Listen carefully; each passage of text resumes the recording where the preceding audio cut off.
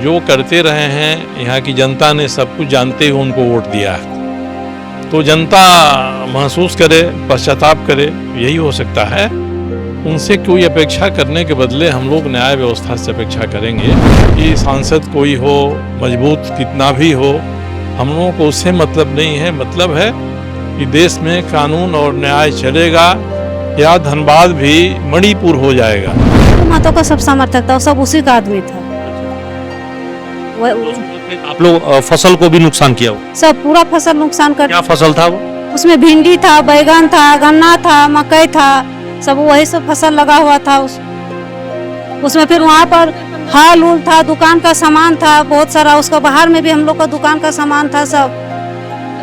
मारपीट में डोमन महतो की जो पत्नी है नीरा देवी, उनके साथ मारपीट हुई? नहीं, हम लोग के साथ भी की थी। हम लोग जैसे पीछे गए, वो वहीं पर थे, तो समय में उनका ऊपर पूरा ये हो गया। तो हम लोग जैसे गए तो दौड़ के हम लोग उनको बचाने गए, तो हम लोग का ऊपर भी मैंने ये कर दिया। हमने बिल्कुल भी डरे समय है। हम लोग का भी गवाही है, मैंने इस डेट के बाद उनका बाद हम लोग का भी अभी गवाही है। उनके साथ ऐसा कर सकता है, उनके साथ साथ हम लोग का भी ऐसा किया गया है, तो हम लोग के साथ भी तो ऐसा हो सकता है। हम लोग को भी 2 बाल बच्चा, अभी हम बच्चा को स्कूल बंद कर दिए हैं। डर से भय से हम लोग स्कूल नहीं भेज रहे। वहाँ सब हम लोग साइड होकर यहीं पर आके बैठ गए हैं। बच्चा लोग को मामा घर में छोड़ के रख दिए हैं। मोबाइल तोड़ दिया कि उसमें वीडियो बन रहा था उन लोग का, तो मोबाइल तोड़ के फेंक दिया। मोबाइल टूटा हुआ मांगे तो उस टाइम नहीं दिया।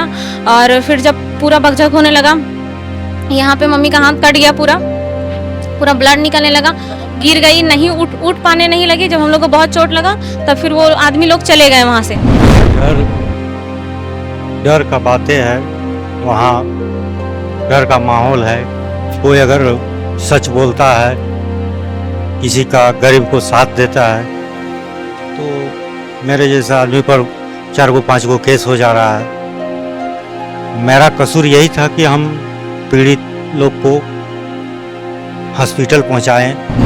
और तुरंत विधायक आज तो अभी तो संसद बन गए हैं, संसद जी किसी के माध्यम से हमको बोला गया कि अभी इसको इतना मारेंगे कि केवल 20 बेडे में रहेगा। बहुत तरह का सामान था, दुकान का छोला भटूरा, इडली डोसा, सारा चीज़ वहीं बनता था, वहीं बेचता था लोग, ताज़ा ताज़ा बनता था। सारा सामान सहित पूरा झोपड़ी सहित गायब हो गया,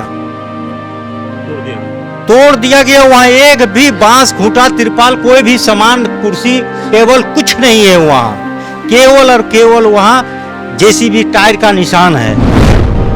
और लालाता फसल को बर्बाद करना, किसी का जमीन लूटना, महिला के ऊपर अत्याचार करना, ये सब प्रशासन को चाहिए कि आम जनता का विश्वास प्रशासन पर रहे। ये चिटाही का घटना शर्मसार करने वाला घटना है। के पास है ही नहीं, मतलब मोदी के पास कुछ नहीं। हम तो 10 बार जिला प्रशासन, राज्य सरकार को लिख के भी दिए कि इसको जांच करके जो जेन्युइन है कीजिए। पर मंदिर में लोग विवाद करना है। कभी तो लोग कांग्रेसी लोग तो कभी अपने आप को हिंदू समझा ही नहीं, और हिंदू को तो देखिए उसका नेता ही गाली देता है। लेकिन आपका मामला तो दर्ज हो गया सर। मामला दर्ज होने दीजिए, जांच होगा, नहीं तो जेल जाएंगे यार। गलत है तो हिम्मत है, हम तो कई बार बोले सरकार में हिम्मत हो तो जांच कराओगे यार। दूध का दूध और पानी का पानी करे, जो दोषी उसकी जेल करे। और भेज क्यों मेरा क्यों नहीं कर रहा? सिर्फ तो केस एक तरफा हो रहा है, सिर्फ मतलब तो केस ही हो रहा है। मतलब दोनों मतलब को नुकसान करने का साजिश तो ये तो आप जांच का विषय, हम तो बोले सीबीआई जांच करवा लो भाई।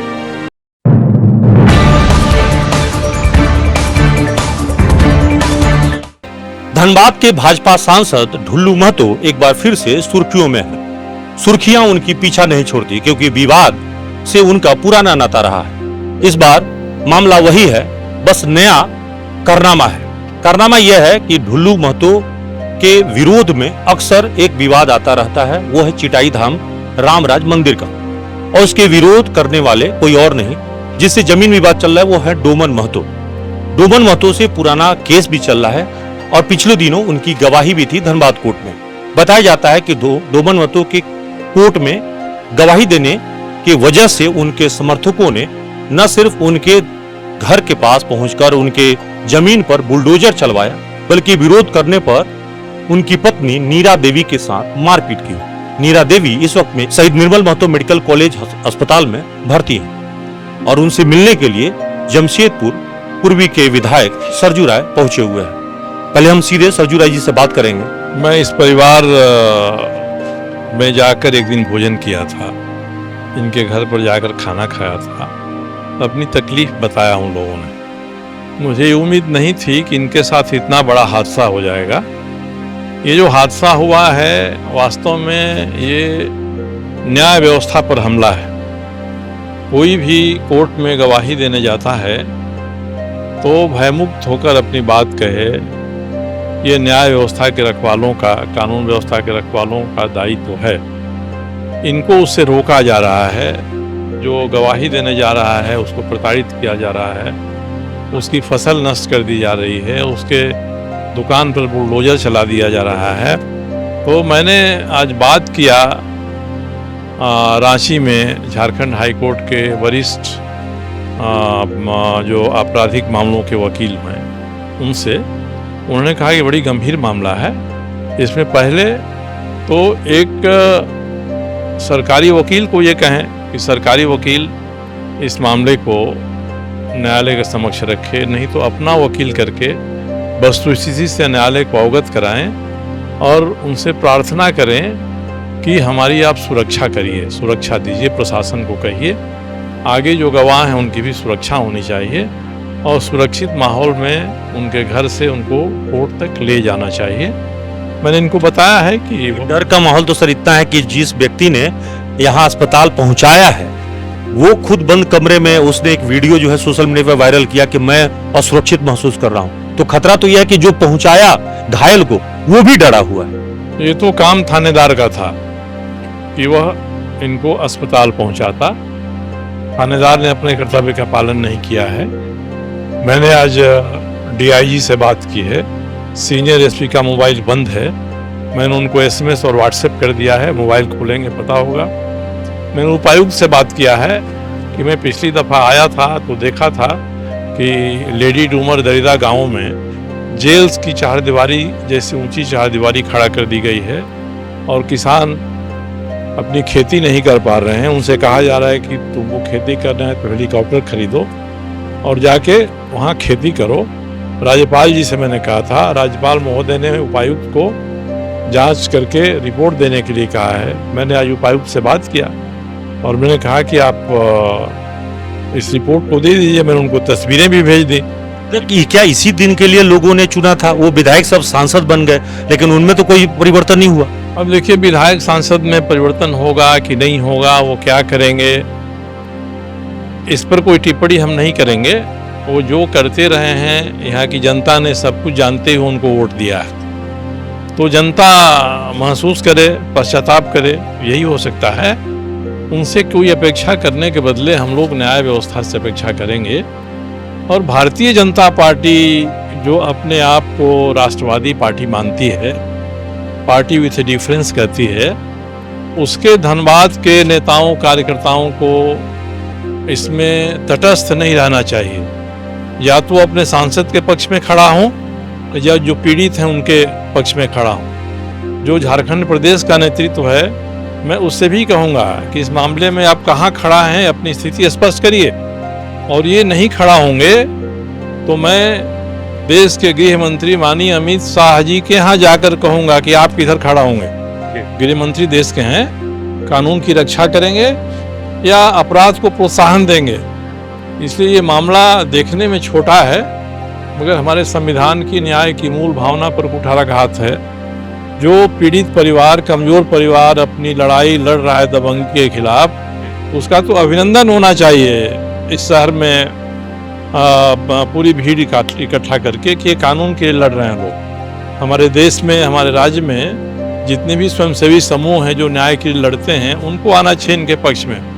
मैंने इनसे कहा है कि व्यक्तिगत रूप से आपको न्याय पाने के रास्ते में जो अड़चन होगी उसको दूर करने में और आपकी पीड़ा को कम करने में मैं जितनी कानूनी सहायता दे सकता हूं दिलवाऊंगा। इसके लिए आप निश्चिंत रहिए, चाहे धनबाद स्तर पर हो या झारखंड हाई कोर्ट के स्तर पर हो। हम लोग चाहते हैं कि सांसद कोई हो, मजबूत कितना भी हो, हम लोगों को उससे मतलब नहीं है। मतलब है कि देश में कानून और न्याय चलेगा या धनबाद भी मणिपुर हो जाएगा। नहीं, अब तो सवाल यह है कि कानून व्यवस्था की जब बात उठाए, राज्यपाल एक बड़ा ओहदा होता है, बड़ा पोस्ट होता है और महामहिम के दर्जा मिला हुआ है। इनके गुरु कहिए, जो झारखंड के पूर्व सीएम रहे हैं, इस वक्त में उड़ीसा के राज्यपाल हैं, उनके बेटे ललित दास पर आरोप है और कर्मचारी बैकुंठ धाम प्रधान पर उसके साथ मारपीट किया गया। उसकी पत्नी ने बजाबते मानवाधिकार को शिकायत किया, लोकल थाना में शिकायत किया, अभी तक केस दर्ज नहीं हुआ। तो सवाल यह है कि क्या बड़े लोगों को छूट होती है किसी के साथ मारपीट करने की? और राजभवन के कर्मचारी के साथ मारपीट किया गया, वो भी उड़ीसा के राज्यपाल के अपने ही कार्यालय में काम करने वाले स्टाफ के साथ। देखिए, आज जो स्थिति बनते जा रही है, ऊंचे पद पर बैठने वाले लोग जो संविधान की शपथ लेकर कहते हैं कि अपने दायित्व का पालन करेंगे, वे जब अपनी शपथ का उल्लंघन करते हैं तो ऐसी ही स्थिति पैदा होती है। रघुवर दास जी के सुपुत्र ने जो किया, केवल अकेले नहीं किया, उसके 5 और दोस्तों ने भी किया। वो सुपुत्र नहीं हैं इनके, मगर सुपुत्र के साथी हैं। कार्रवाई नहीं होना ही साबित करेगा कि अब उड़ीसा में भाजपा की सरकार बन गई है, इसलिए कार्रवाई नहीं हो रही है। मामले को रफा दफा करने की कोशिश चल रही है। जनता तो जान गई है, मगर इसका हल इस व्यवस्था में भी है कि जो अधिकारी, प्रशासनिक अधिकारी हैं, पुलिस के अधिकारी हैं, जो कानून, न्याय, संविधान की रक्षा की शपथ लेकर अपने पद पर आते हैं, जिनकी नौकरी सुरक्षित है, वे सारे के सारे लोग अगर इस तरह से झुकने के लिए कोई कहेगा तो रेंगने लगेंगे, रपट जाएंगे। तो ऐसी स्थिति में तो अराजकता फैलने का ही डर रहता है। धनबाद में भी ऐसी ही स्थिति हो गई है। डुल्लू महतो से जब यह सवाल किया गया तो कल ही वो डीएमएफटी की बैठक में आए थे और उनसे जब यह सवाल किया गया कि रामराज मंदिर मामले में कुल 11 लोगों पर प्राथमिकी हुई है नामजद, उसमें 12 लोग अज्ञात हैं, जिसमें डुल्लू महतो का भी नाम है, वो भी आरोपी बनाया गया। वो कह रहे हैं कि यह कांग्रेस की साजिश है और मैं जेल जाने से नहीं डरता। वो ये भी कह रहे हैं कि सीबीआई से जांच करा ली जाए। नहीं, जेल जाने का उनका अनुभव है। जेल का कहिए तो अगर चस्का लग जाए तो ये सही नहीं है। सीबीआई जांच राज्य में तब तक नहीं कर सकती है जब तक कि यहाँ की सरकार अनुमति नहीं देगी। अगर उनका ये प्रस्ताव है कि सीबीआई जांच करे तो मैं मुख्यमंत्री से कहूँगा इस मामले में आप अनुमति दे दीजिए, या एक स्पेशल इन्वेस्टिगेशन टीम बनाकर राज्य की सरकार इसकी जांच करा ले। ये होगा, इसलिए केवल जुबानी जमा खर्च के नाते कोई कहते सीबीआई जांच कर ले, और जानते हैं कि सीबीआई को आने का खुद ही अधिकार यहाँ नहीं है। अमित शाह जी से कहना चाहिए इनको, और हम लोग भी अंतः मामला, हमारे माननीय गृह मंत्री अमित शाह जी हैं, उन तक ये मामला पहुंचेगा। नीरा के केस में तो मुख्यमंत्री ने ही संज्ञान लिया, ट्वीट किया, उसके बाद जो है इस मामले पर कार्रवाई हुई और एफआईआर दर्ज हुआ। मुख्यमंत्री जी ने ट्वीट किया, एफआईआर दर्ज हुआ, मगर इतना ही पर्याप्त नहीं है। जिस मामले में उन्होंने ट्वीट किया, उस मामले की गंभीरता को देखते हुए वे अपनी कानून व्यवस्था के जो जिम्मेदार लोग हैं उनको सीधे आदेश दें, इस घटना की मॉनिटरिंग करें कि क्या हो रहा है, अब तक क्या हुआ। उन्होंने, मुख्यमंत्री ने ट्वीट किया, एफआईआर हुआ, कोई गिरफ्तार नहीं हुआ, किसी पर दबिश नहीं दी गई। थानेदार भी सोच लेगा कि ऐसे ही आदेश आते रहते हैं। तो मुख्यमंत्री जी से मैं आग्रह करूंगा कि आपने जितना किया उसके लिए आपको धन्यवाद है, मगर इतना ही पर्याप्त नहीं है। आगे ये मुद्दा विधानसभा में भी उठे कि जो आपने वादा किया था वहां की जनता से, वहां के लोगों से जो पीड़ित है, जिनकी जमीनें हड़पी गई, उन सबको न्याय दिलाने के लिए। मैं उनको न्याय दिलाऊंगा। मैंने आज उपायुक्त से भी बात किया है कि आपको राज्यपाल जी ने कहा है रिपोर्ट देने के लिए, आप जांच की रिपोर्ट दीजिए। मैंने उनको यही बताया कि पहले से एक जांच की रिपोर्ट आपके यहाँ आई हुई है, पेंडिंग है। मैंने उनको वह तस्वीर भी भेज दिया जो लगाया गया था कि सरकारी ज़मीन है, उसके पीछे चारदीवारी भी दिखाई पड़ रही है, आज वह बोर्ड नहीं है। तो आखिर कोई भी तो बताए कि किसने चारदीवारी किया है, कोई तो खड़ा हो। लोग तो बता रहे हैं कि सांसद ने किया है, तत्कालीन विधायक ने किया है, मगर ये भी तो जरा बताएं हमने किया है कि नहीं किया है। सीबीआई जांच कराने की बात मुजबानी कह देना आसान है, मगर हिम्मत तो करें कि या तो उसका खंडन करें या पुष्टि करें कि हमने कराया है या हमने नहीं कराया है।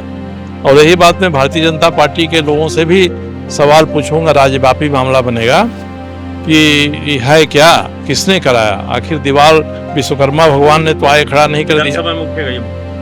विधानसभा तो अंतिम है, 4 दिन की विधानसभा होगी। विधानसभा के पहले उठेगा। और ये मामला, इस मामले में मैंने लेडी टूमर दर्दाए गांव के लोगों को मैंने वचन दिया है कि आपको मैं न्याय दिलाऊंगा, आपको अपने जमीन के ऊपर मैं कब्जा दिलाऊंगा और मैं वो करूंगा। जी, तो अभी आप सुने थे जमशेदपुर पूर्वी के विधायक सरजू राय जी को, जो साफ तौर पे कह रहे हैं कि ये मुद्दा यहीं पे रुक नहीं जाएगा, जहां तक लड़ाई लड़नी होगी वो जाएंगे और इस लड़ाई को अंजाम तक पहुंचाएंगे। खास करके पीड़ितों को न्याय दिलाने के लिए जहां भी जाना होगा वो जाने को तैयार हैं। सहयोगी सोनू के साथ कुंवर अभिषेक सिंह, न्यूज़ एनपी, धनबाद।